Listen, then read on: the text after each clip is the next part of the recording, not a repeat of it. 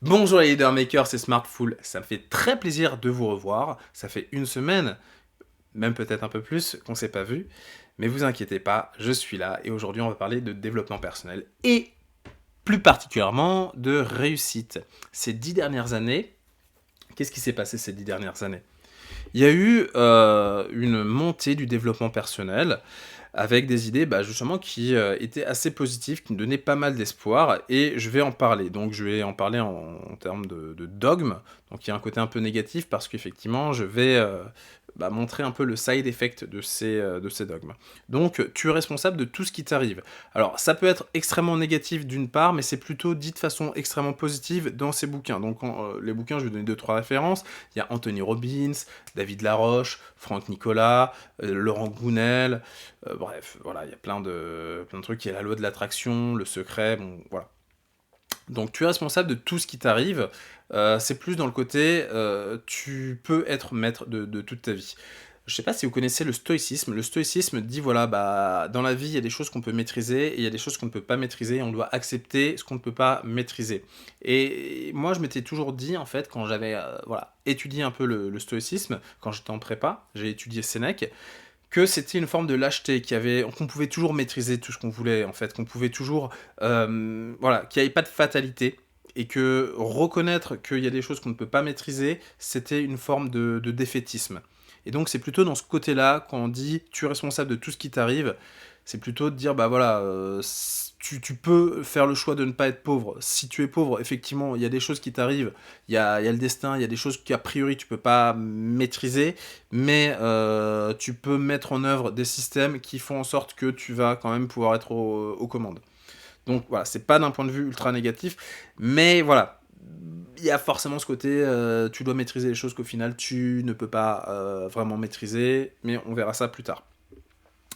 Il y a le côté, il n'y a aucune limite à ton ambition. Donc là, on est plutôt sur le côté loi de l'attraction, donc avec le secret par exemple, où tu imagines quelque chose, par exemple le fait d'avoir, tu rêves d'avoir une Bugatti Divo, tu rêves d'avoir un super beau manoir, super high-tech, euh, tu rêves de ça et à force de le rêver, de l'imaginer de façon extrêmement précise, et bah ça va venir, ça va arriver. Bon, ça peut être très cool, effectivement, ça te permet de rêver grand, de voir la vie, et le fait d'avoir de l'espoir, c'est cool, c'est super stimulant quand tu lis ou quand tu écoutes ce genre de choses. Et le troisième point, c'est le fait, alors ça, c'est un truc un peu embêtant parce que les managers et les recruteurs le sortent souvent maintenant, donc le fait de sortir de sa zone de confort. Bon, ou sortir de sa zone de confort, c'est que des fois on a des peurs, on a des croyances limitantes, et il faut arriver à se combattre nos peurs, combattre nos a priori, pour pouvoir découvrir de nouvelles choses vis-à-vis de soi-même, vis-à-vis du monde. Et pour ça, il faut sortir en fait d'un certain conformisme. Et pour ça, il faut des fois se faire un peu violence. Donc, a priori, c'est super positif, mais on va voir les side effects. Alors, il y a un parallélisme. On va parler donc, tu es responsable de tout ce qui t'arrive. Et ça peut amener justement à une perte d'estime. Parce que quand on n'atteint pas ses objectifs, quand on ne maîtrise pas justement le monde qui nous entoure, on peut se dire ouais mais je suis trop nul, je n'arrive pas justement à maîtriser le monde qui m'entoure. Et c'est vrai que là le stoïcisme peut aider en te disant ok concentre-toi sur ce que tu peux maîtriser, et il y a des choses que tu ne maîtrises pas effectivement, mais ça sert à rien d'être malheureux par rapport à ça, parce que tu n'as pas emprise là-dessus, donc concentre-toi uniquement sur ce que tu peux maîtriser.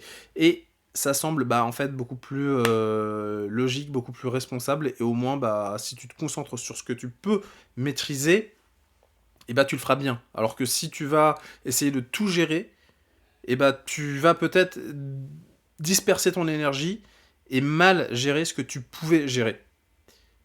Je sais pas si tu vois ce que je veux dire, mais bon, ça me semble assez clair.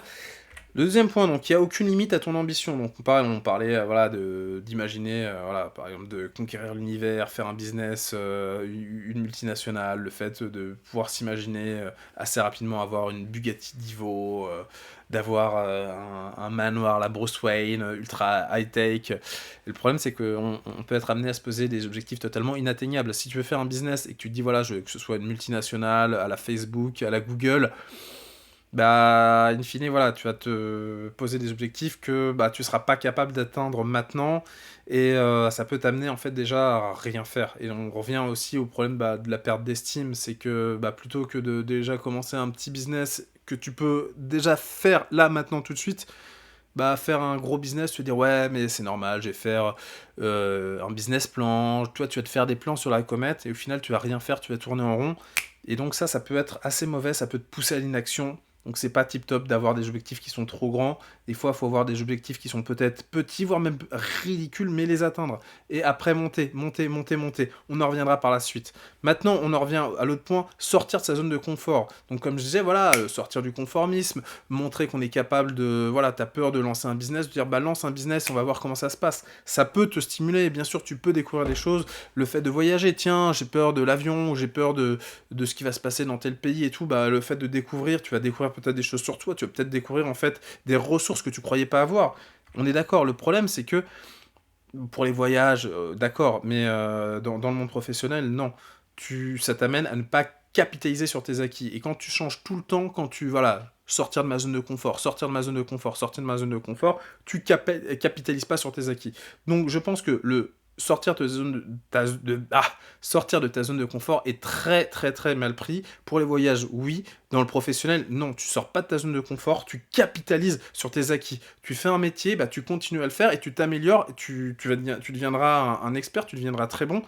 Et c'est les années d'expérience qui feront que tu seras très bon et que tu seras rémunéré à juste titre. Et pareil dans un business, c'est parce que tu es longtemps sur un business que tu comprends mieux le marché, que tu comprends mieux les problématiques et que tu seras mieux à même de les résoudre et que tes produits vont gagner en maturité, en force, en pertinence, en qualité.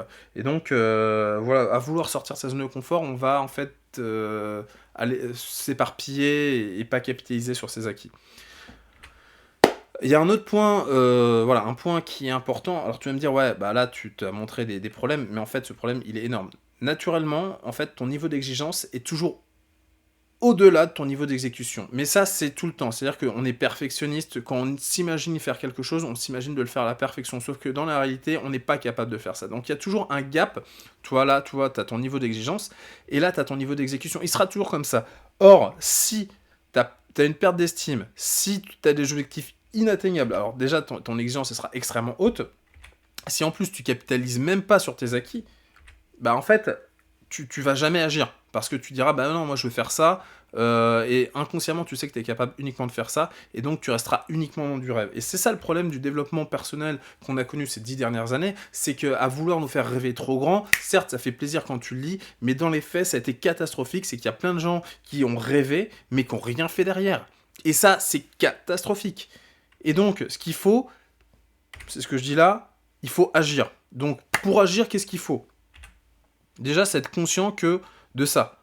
Ton niveau d'exigence, tu fais un dessin. Si tu me crois pas là-dessus, tu fais un dessin, t'imagines quelque chose que tu trouves stylé. Ça peut être une femme, ça peut être un paysage, ça peut être n'importe quoi. T'imagines un truc ultra stylé, essaye de l'imaginer de façon assez précise, et tu prends, allez, j'allais dire 10 minutes, mais même tu prends 5 minutes pour faire un dessin, pour faire un croquis de ça, d'accord ? Imagine le dessin que tu feras, et maintenant fais ton dessin. Tu verras, alors tu mets en pause, 1, 2. Je considère que tu t'es mis en pause, que tu as fait 5 minutes du dessin que tu as fait, et maintenant, par rapport à ce que tu imaginais, et regarde ton dessin, bah, il y a de grandes chances que ton niveau d'exécution, bah, il soit loin de ton niveau d'exigence. Et ça, en fait, c'est toujours ça. Et donc, il va falloir prendre conscience de ça, et pour prendre conscience de ça, tu te donnes un délai. Là, je t'avais dit 5 minutes. T'as fait ton dessin, tu l'as fait ton dessin. T'as réalisé la meilleure exécution possible. C'est-à-dire que tu t'es concentré pendant 5 minutes pour faire ton dessin. Et puis, bah, in fine, t'es obligé de t'en satisfaire. Tu dis, ok, bah, j'ai voulu représenter la meilleure chose des choses. Et après, à la limite, ce que tu peux faire, bah, tu dis, ok, bah, je reprends 5 minutes et je refais le même dessin et je vais essayer de le faire en mieux. Voilà. Alors ça, ce que je te dis, ça peut être le cas par exemple pour ton projet. Tu veux faire un projet d'entreprise, ou tu veux faire un projet technique, tu te donnes un délai. Ça peut être en fonction de ta situation. Je sais pas, si par exemple tu démissionnes, que t'as pas de thune et que tu es obligé de gagner très vite de la thune, parce que quand tu démissionnes, t'as pas le chômage, donc tu es obligé de gagner très vite, bah, ce sera voilà, quelques jours, tu vois. Voire peut-être une semaine, parce que tu dois gagner, tu vas devoir vendre rapidement, parce que tu dois payer ton loyer, tu dois payer tes factures, ça va être horrible. Si t'as un peu plus de temps, si t'es au chômage par exemple, ou si t'es en CDI, ou si t'es en CDD, mais voilà. Si t'as le temps, ça peut être un mois, ça peut être 3 mois. Après, faut pas non plus donner trop de temps parce que voilà. Tu donnes un délai raisonnable, un délai assez court, mais quand même assez long pour pouvoir faire ce que tu veux faire, ça dépend de ton projet. Tu donnes un délai, après tu réalises la meilleure, et j'insiste sur meilleure, tu vois, l'idée c'est pas de faire les trucs vite fait, et tu réalises la meilleure exécution possible. Pourquoi la meilleure? Pas parce que à la fin, va falloir t'en satisfaire. Ça veut dire quoi s'en satisfaire? C'est-à-dire soit présenter ton projet à des gens, c'est-à-dire que tu le fais pas uniquement pour toi, c'est voilà, tu communiques socialement, voilà, bah j'ai fait ce projet, c'est cool, c'est stylé et tout. Tu montres voilà aux gens que tu as fait ça, si c'est un petit projet technique, ou sinon ça peut être le vendre. Tiens, bah j'ai fait ça, est-ce que vous le voulez, tu vois? Ça peut être genre, t'as fait un petit robot aspirateur, tu dis: «Tiens, est-ce que ça te dirait d'acheter mon petit robot aspirateur? Ou tiens, genre, je peux en faire et tout».